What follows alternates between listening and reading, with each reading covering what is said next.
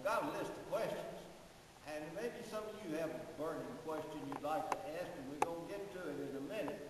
Do you remember 5 cents? She always prided herself in having taken a Spanish course out here at Southern Arkansas. And we were in Barcelona, Spain. I'll never forget it. We were looking for a hotel. We just had arrived there. And a taxi came up beside us at a light, and Mildred leaned out the window and said, "Hotel Manila." He said, "Oh, you're looking for the Manila?" He said, "Right down there by the block." So we had a good time. We went not only to Europe, we went to Alaska, and we went to Hawaii, and Mexico, and a lot of places, Canada. We thoroughly enjoyed our lives, travels. We were healthy enough to go. And we're glad we traveled in because we don't have to go through all this stuff you have to go through to get on the plane, such as having pictures taken and all that stuff, and take off your shoes. We love it. Archie, I see some people out here whose father was connected with the Eldon NW Railway. Is that right, Homer? And they had a doodle bug it ran. Tell us about the doodle bug and how they shipped cotton in here from places like Waldo and other places where they grew cotton, because y'all had a high density compressor here in Magnolia. Yeah, we had to compress. They used to compress the bales so they could put more bales in a freight car. But L&W was a godsend to us. We had no roads. We still don't, but we didn't have any in those days. You couldn't even get to Magneto when it rained hard, like it rained the last few days. You couldn't cross creeks up here. So we used to have to take a train to go up to Magneto to get some time down. And so we always had to travel by train. And the L&W ran a passenger train and a mixed train. It was part freight and part, have a passenger car on the end of it.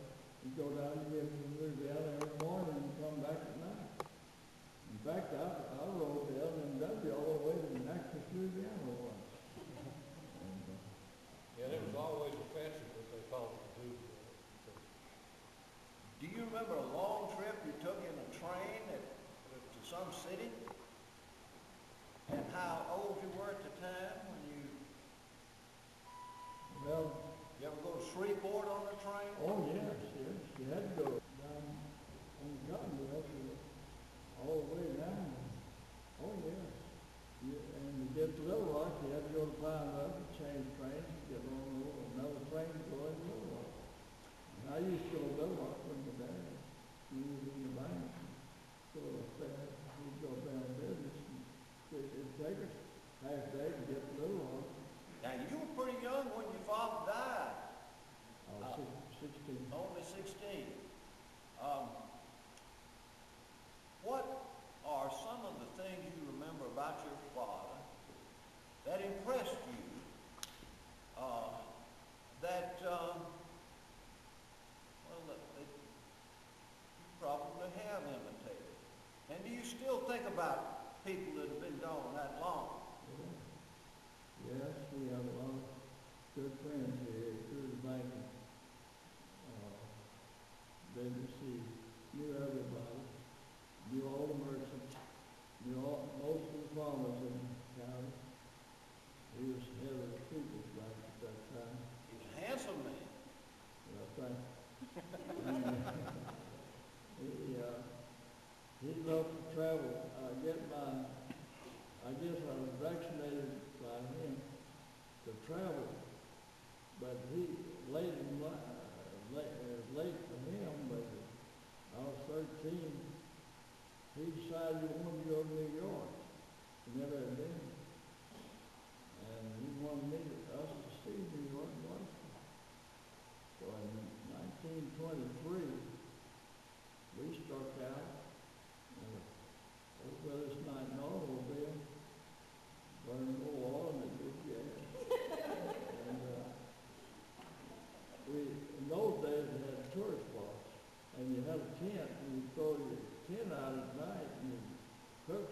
sterno stove. My mother cooked a full meal on the sterno stove. And we'd sleep on cots. All the way to New York. It took us 3 weeks to get up there. Travel roads all the way till we got to Ohio and Pennsylvania. And we drove right in the middle of New York in 1923. That was almost unheard of. See a Arkansas license on Broadway. And that old car took us all the way up and back. We had a lot of troubles. How old were you when you learned to drive, Archie? What kind of vehicle was it? Chalmers. I was 14. I drove by myself at 14. My dad couldn't drive, my mother couldn't drive, so I had to drive. Tell us something about John McGill. He's a very interesting character to me. What did he do before he discovered, just tell us something about John McGill that you remember. Well, he studied geology at home. He went to the University of Arkansas about 1 year, and he didn't like it up there, and he came home and just started getting all the geography books out of the library wherever he could find them, and became a self-educated geologist. And city service picked him up and moved him. He got a job in Shreveport with city service as a geologist.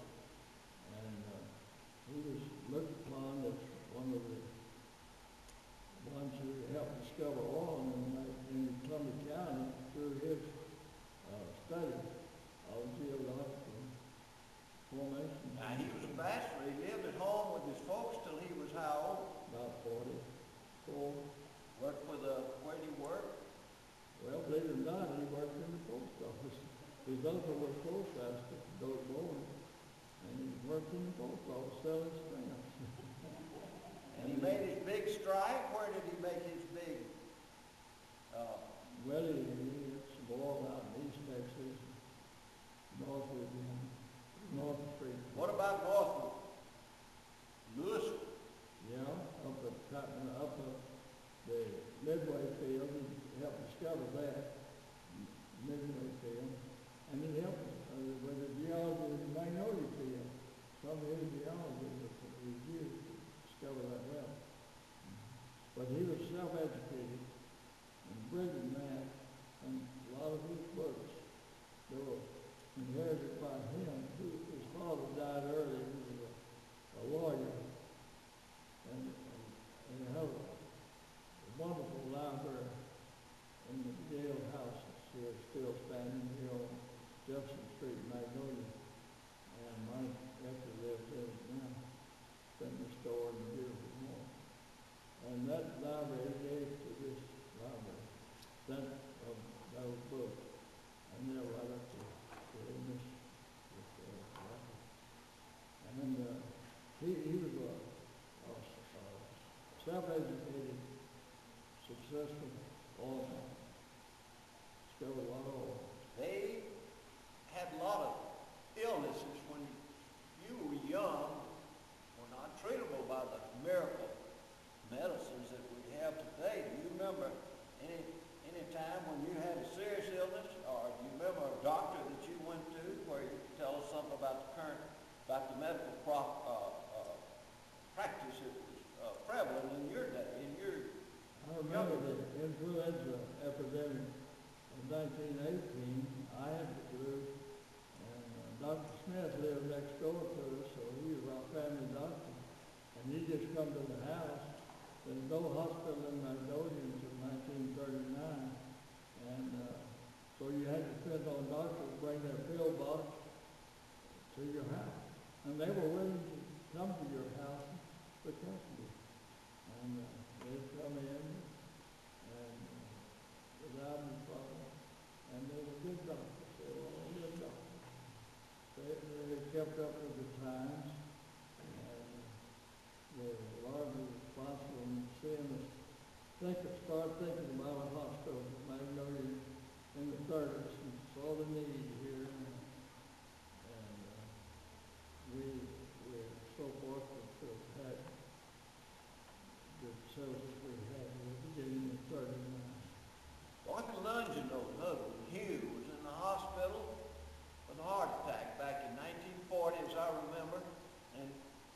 kept people in the hospital. How many weeks was he in there? 6 weeks? 2 months. You've seen a lot of changes in medicine and a lot of other things. Now, there's our historian back there. Do you have any questions you'd like to ask Archie? Doctor?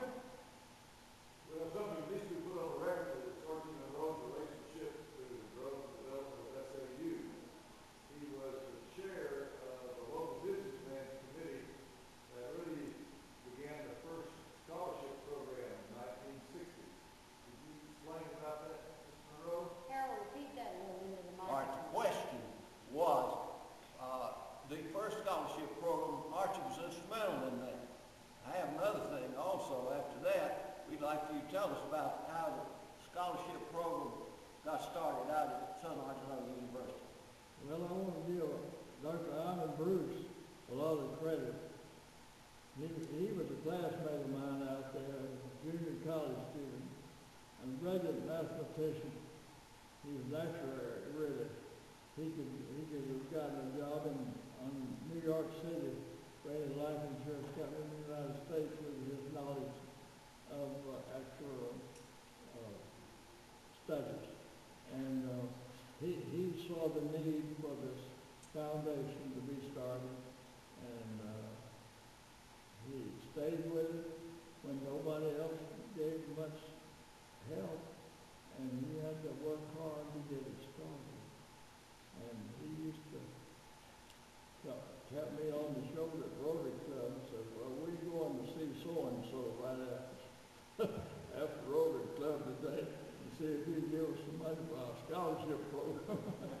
I had to dodge him every Rotary Club I was out with him soliciting funds for the foundation. And it's been a wonderful success and such a help to this university. And in so many ways, hasn't it, Dr. Bennett? Yes. And there were others who are friends who came with the question quickly.